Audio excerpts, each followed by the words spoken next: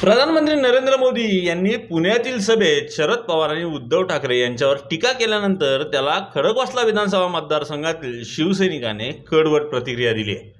यावेळी त्यांनी मोदी सरकारवर सडकून टीका केली। पाहुयात काय म्हणाले शिवसैनिक आणि नरेंद्र मोदी। या व्हिडिओचे सहप्रायोजक आहेत Soham developers, we build for future, Shitole crystal, Shitole heights आणि शितोळे पार्क असे 1 ते 3 बेडरूम्सचे वारजे कर्वेनगर भागातील स्मार्ट होम्स, जिथे तुमचे भविष्य होईल सुरक्षित। अंजनी लॉन्स मंगल कार्यालय, कोंडवे धावडे, पुणे। पार्किंग, जेवणाचा स्वतंत्र हॉल आणि वधूवरांच्या सुसज्ज खोल्यांसह बजेटमध्ये असलेले एकमेव खात्रीशीर मंगल कार्यालय। और आज मुझे कुछ कहने से पहले और मैं जो बोलूंगा कोई अपने व्यक्तिगत सर पे न ले ले टोपी, लेकिन हमारे यहां कहते हैं कि कुछ भटकती आत्माएं होती है, जिनकी इच्छाएं पूरी नहीं होती, जिनके सपने अधूरे रह जाते हैं, वो आत्माएं भटकती रहती हैं और फिर खुद का नहीं हुआ तो औरों का भी बिगाड़ने में उनको मजा आता है। हमारा महाराष्ट्र भी ऐसी भटकती आत्माओं का शिकार हो चुका है। आज से 45 साल पहले यहां के एक बड़े नेता ने अपनी महत्वाकांक्षा के लिए इस खेल की शुरुआत की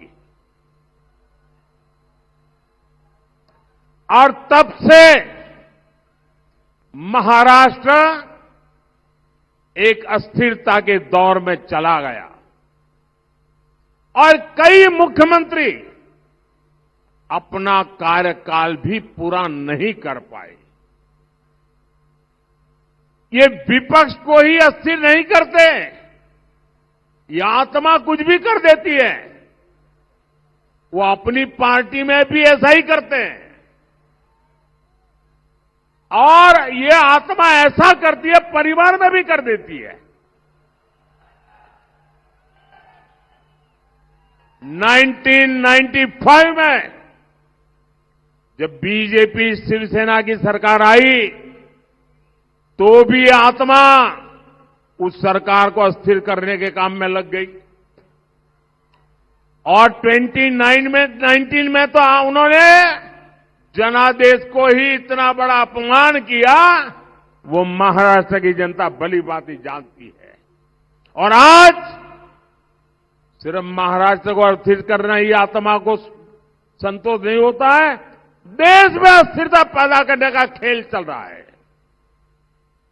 आज भारत को ऐसी भटकती आत्माओं से बचा करके देश में एक स्थिर, मजबूत सरकार की तरफ आगे बढ़ना बहुत जरूरी है। दोस्तों, एकदा बारामतीमध्ये नरेंद्र मोदी साहेबांनी दौरा केला होता।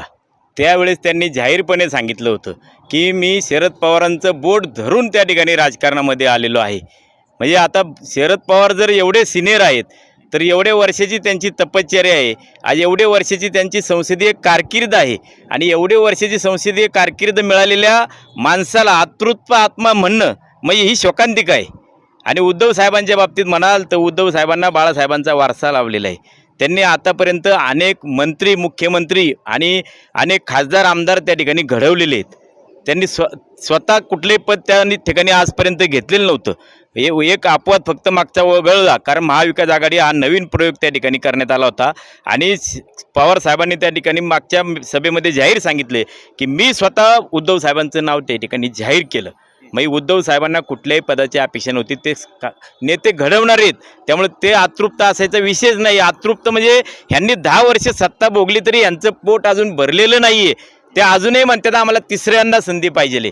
10 वर्षात तर त्यांनी काही काम केलेलं दिसत नाही। आज संपूर्ण भारत देशामधली जनता ही त्यांच्या कारभारावरती नाराज आहे।